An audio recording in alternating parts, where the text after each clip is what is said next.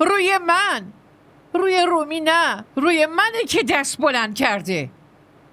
بچه یه چیزی فکر کرده بود که پیشم اومده بود. گفت اگه پیش مامان بزرگم باشم شاید مامانم مراعاتمو بکنه، اما نه، این که به من بی احترامی کرد و حد و نشونم داد. به من نشون داد که مقام من به اندازه یک سر سوزنم براش ارزش نداره. اومد و مستقیم سیلی زد. چرا حرف علکی بزرگش میکنین عمه؟ من اصلا قصدی نداشتم. یه روز یه دزده میره به مسجد پناه میبره. وقتی وارد مسجد میشه دزدیشو میذاره بیرون. دزدی که در هر صورت جرمه، ولی مسجد یه احترامی داره. شما احترام خودتون رو با احترام مسجد مقایسه میکنین؟ بعد از قبله و کعبه مادر در درجه بالاه.